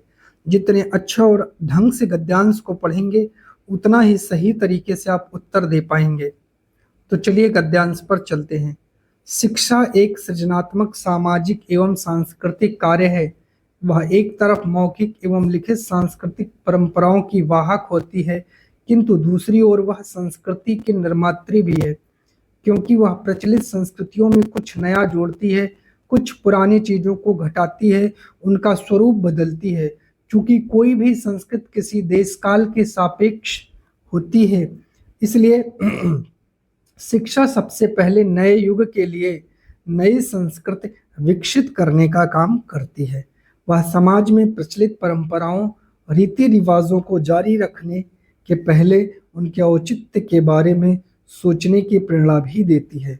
संस्कृति कर्म के रूप में शिक्षा को देखने से यह बात स्वतः स्पष्ट हो जाती है कि संस्कृति ना तो एकाकी होती है, ना उसे बाहरी प्रभाव से रोका जा सकता है और ना उसका प्रभाव दूसरे समाज पर पड़ने से बचाया जा सकता है। संस्कृति अपने स्वभाव में आदान प्रदान की प्रक्रिया है, यह हमेशा प्रगतिशील और ग्रहणशील है। चलिए अब हम लोग फटाफट उत्तर करते हैं। संस्कृति पर तरह तरह के प्रभाव पड़ते हैं, इसका राइट जवाब क्या हो जाएगा? जब शिक्षा को संस्कृति से जोड़कर देखा जाए। अभी हमने ऊपर पढ़ा था, इनमें से कौन सा शब्द समूह से भिन्न है, ऊपर कौन सा शब्द नहीं मिला था? तो देखिए, मौखिक परंपरा, प्रचलित रीति रिवाज, सांस्कृतिक धर्म, या आदान प्रदान इससे अलग है। चलिए क्वेश्चन नंबर 93, गद्यांश के अनुसार कौन सा वाक्य सही है? तो संस्कृति हमेशा प्रगतिशील होती है। किस शब्द में इक प्रत्यय लगा है? पा से, ऐसे याद रखिएगा, प्रत्यय और पा से पीछे, तो ये पीछे लगता है। सामाजिक, सामाजिक, इक प्रत्यय लगा है, सामाजिक। यहाँ इत है, सृजनात्मक अक है, प्रचलित इत है, इसलिए यहाँ सामाजिक। ठीक है, चलिए 95 क्या कह रहा है? कोई भी संस्कृति किसी देश काल के सापेक्ष होती है। तो 95 का राइट जवाब हो जाएगा संस्कृति किसी भी तरह से प्रभावित नहीं होती, गलत। संस्कृत और देश में घनिष्ठ संबंध गलत। संस्कृति समय एवं स्थान के अनुसार स्वयं में परिवर्तन लाती है। प्रचलित परंपराओं के औचित्य के बारे में सोचने की प्रेरणा कौन देता है? जल्दी से बताइए। 96 का राइट जवाब, तो वो आपकी शिक्षा है।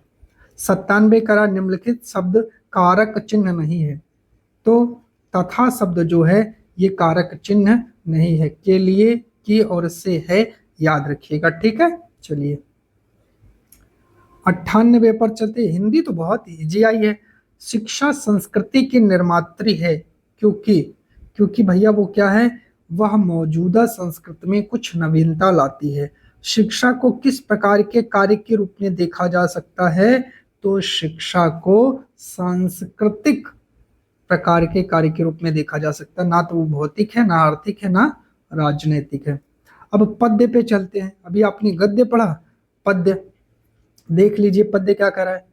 कलम आज उनकी जय बोल, जला अस्थियां बारी बारी, छिटकाई जिन्ने चिनगारी, जो चढ़ गए पुण्य वेदी पर, लिए बिना गर्दन का मोल। कलम आज उनकी जय बोल, जो अगणित लघुदीप हमारे, तूफानों में एक किनारे, जल जल कर बुझ गए, किसी दिन मांगा नहीं स्नेह मुंह खोल। कलम आज उनकी जय बोल, पीकर जिनके लाल सिखाएं, उगल रही लू लपट दिशाएं, जिनके सिंहनाद से सहमे धरती रही अभी तक डोल। कलम आज उनकी जय बोल। चलिए फटाफट करते हैं। सिंहनाद शब्द से किसका आशय है? जल्दी से बताइए। तो ललकार का, ललकार हो रहा है। कलम आज उनकी जय बोल, इस पंक्ति से क्या अभिप्राय है? तो लिखने की अपेक्षा बोलकर गुणगान किया गया? नहीं। जयकार के नारे लगाए जाए? नहीं। देश के लिए समर्पित लोगों के लिए इसको कहा गया है। भिन्न शब्द की पहचान करें, तो इसका राइट जवाब पुण्यवेदी, लघुदीप, लाल सिखाएं, जला अस्थियां, ये अलग है। इस पद्यांश में कौन सी भावना अभिव्यक्त है? तो बताइए भैया, कौन सी भावना है? देश प्रेम की भावना है। छिटकाई जिन्ने चिंगारी, रेखांकित शब्द किसके लिए प्रयुक्त है? जिनने किसके लिए आया है? तो जिनने शब्द स्वतंत्रता सेनानियों के लिए हमारे आया हुआ है, ठीक है। चलिए 105 कह रहा है, निस्वार्थ भाव से अपने प्राणों का बलिदान कर दिया। यह भाव किस पंक्ति में मुखारित होता है? तो बताओ भैया। कलम आज उनकी जय बोल, नहीं। किसी दिन मांगा नहीं स्नेह मुंह खोल, नहीं। सहमी धरती रही अभी तक डोल, नहीं। जो चढ़ गए पुण्य वेदी पर, लिए बिना गर्दन का मोल, यही है चौथा 105 का राइट जवाब। चलिए 106 पर चलते हैं और 106 का राइट जवाब फटाफट देखते हैं। आप लोग भी कमेंट करते रहिए। सामग्री की प्रामाणिकता किससे संबंधित है? वह सामग्री जो बच्चे घर से लेकर आते हैं? नहीं।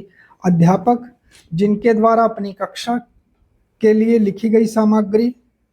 नहीं।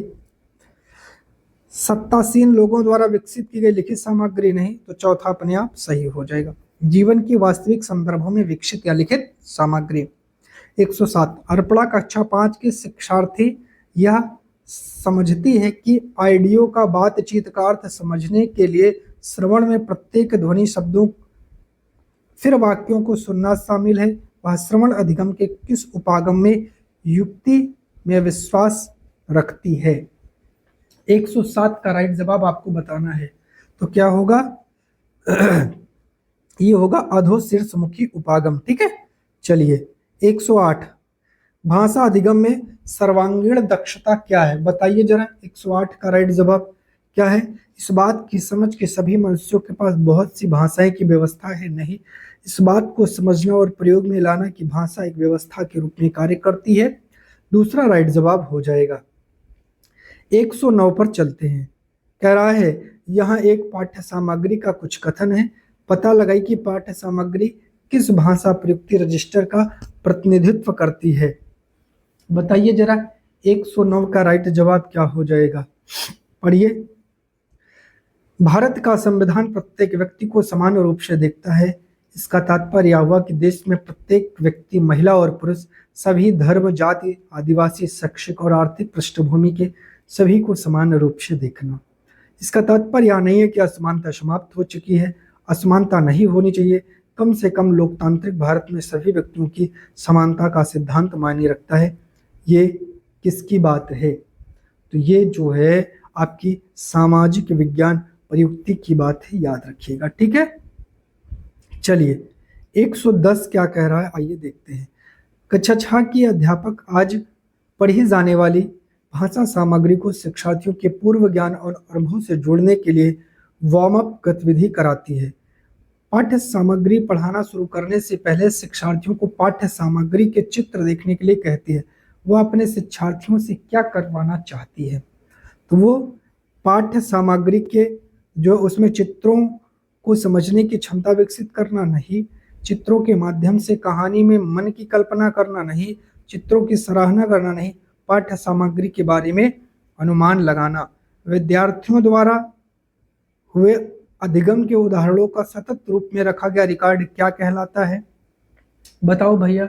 111 का रिकॉर्ड ये तो सभी को पता है, पोर्टफोलियो रिकॉर्ड है। निम्नलिखित में से किन्हें ग्रहणशील रिसेप्टिव कौशल के रूप में जाना जाता है? तो ये आपका श्रवण और जो पठन होते हैं इन्हें ही ग्रहणशील कहा जाता है। 113 क्या कह रहा है? बहुत से भारतीय जो नौकरी के लिए विदेश जाते हैं वे उस स्थान की भाषा सीखते हैं, इस प्रेरणा को क्या कहेंगे?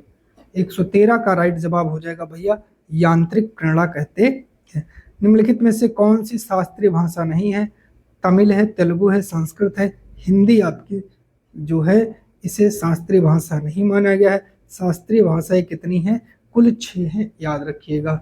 115 कह रहा है निम्नलिखित में से कौन सा विदेशी भाषाओं के अध्ययन के संबंध में राष्ट्रीय शिक्षा नीति 2020 के परिप्रेक्ष्य में सही नहीं है? तो बताइए कौन सा सही नहीं है? कह रहा है कि फ्रेंच को एक अतिरिक्त विकल्प के रूप में, ये सही है तो गलत होगा। माध्यमिक चरण के दौरान एक अतिरिक्त विकल्प के रूप में विदेशी भाषा, सही है तो गलत होगा। त्रिभाषा सूत्र के अंतर्गत भाषाओं में से एक के रूप में विदेशी भाषाओं का अध्ययन, ये गलत है, यही सही हो जाएगा। ठीक है। 116 निम्नलिखित में से कौन सा भाषा के बारे में जानना से संबंधित है? तो सभी लोग 116 का राइट जवाब फटाफट कमेंट करें। इसका राइट जवाब हो जाएगा घोषणात्मक ज्ञान। 117 कह रहा है कक्षा 6 की अध्यापिका बोलने से संबंधित किसी गतिविधि के लिए कौन सा कार्य तैयार करती है? रेगिस्तान और उसकी जलवायु स्थिति के बारे में कोई 5 वाक्य बोलिए। क्या यह एक अच्छा कार्य नहीं है? अपने उत्तर और उत्तर के कारण का चयन करें। बताइए 117 का राइट जवाब क्या होगा? यह एक अच्छा कार्य नहीं है क्योंकि इसमें संदर्भ की कमी है, क्योंकि उन्हें रेगिस्तान और उसकी स्थितियों के बारे में कुछ नहीं बताया गया। बिल्कुल पहला राइट जवाब हो गया, आगे पढ़ना ही नहीं है। 118 क्या कह रहा है? निम्नलिखित में से कौन सा कथन भाषा की बोलियों के बारे में सही है? 118 का राइट जवाब आप लोग जरा बताइए भैया क्या होगा? 118 भाषा की बोली के बारे में सही है। कभी कभी विभिन्न सामाजिक समूहों के लोग एक भाषा की विभिन्न बोलियां बोलते हैं। बताओ, भाषा की बोलियां एक क्षेत्र से दूसरे क्षेत्र में भिन्न होती हैं, बिल्कुल दूसरा राइट जवाब हो जाएगा। एक भाषा की विभिन्न बोलियां बोलने वाले दूसरी बोली बोलने वाले की बात समझ पाते हैं।